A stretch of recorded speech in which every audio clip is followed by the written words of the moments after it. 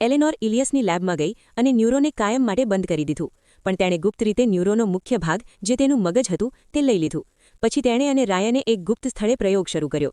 તેમણે ઇલિયસને ન્યુરલ વાયરો સાથે જોડ્યા અને તેમના મગજની કોપી કરવાનું શરૂ કર્યું. એલેનોર અને રાયન રાત દિવસ અથાગ મહેનત કરતા રહ્યા, કલાકો સુધી જાગતા રહ્યા. પછી એક સવારે જ્યારે એલેનોર ઇલિયસને તેમની દવા આપવા ગઈ, ત્યારે તેણે જોયું કે તેમનું શરીર સખત થઈ ગયું છે.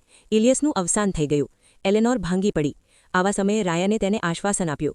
બંનેએ સાથે મળીને ઇલિયસના અંતિમ સંસ્કાર સન્માન સાથે કર્યા. ઇલિયસના મૃત્યુ પછી પણ એલેનોર દિવસો સુધી આશા રાખતી હતી કે તેનું મન હજી પણ કમ્પ્યુટરની અંદર જીવંત છે.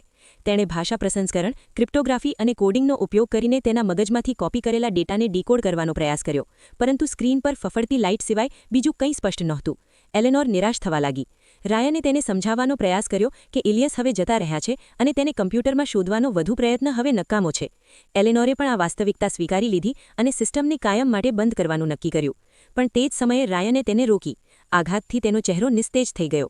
સ્ક્રીન પર લખાણની એક લાઇન દેખાઈ, ઇઝ એનીવન ધેર? કોઈ છે ત્યાં? તે વાંચીને એલેનોરના શરીરમાં ઠંડી લાગણી પ્રસરી ગઈ. તે સંદેશ ઇલિયસ તરફથી હતો. એલેનોર અને રાયનને તેમની આંખો પર વિશ્વાસ ન આવ્યો. આંસુ સાથે એલેનોરે ઝડપથી માઇક્રોફોન અને સ્પીકર્સ ચાલુ કર્યા. તેણે કહ્યું, ઇલિયસ, અમે અહીં છીએ. અમે તમને સાંભળી શકીએ છીએ. શું તમે અમને જોઈ શકો છો? તે જ ક્ષણે સ્પીકર્સમાંથી થોડા અવાજ સાથે ધીમો અવાજ આવ્યો.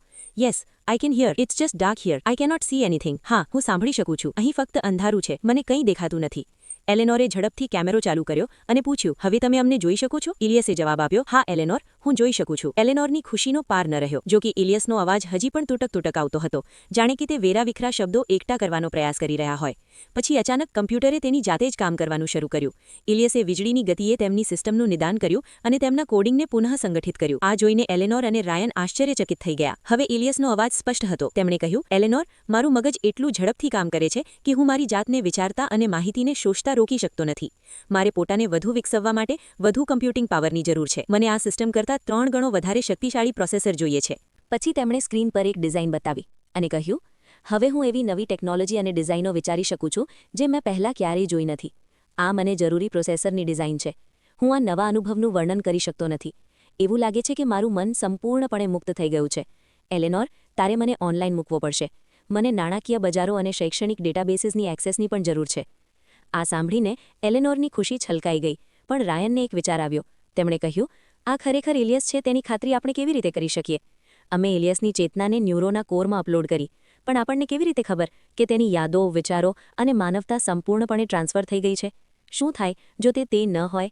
એલેનોરે કહ્યું, તારું મતલબ શું છે? જો તે ઇલિયસ નથી તો બીજું કોણ હોઈ શકે? રાયને જવાબ આપ્યો, તે આર્ટિફિશિયલ ઇન્ટેલિજન્સ હોઈ શકે છે અને તેણે ઇલિયસની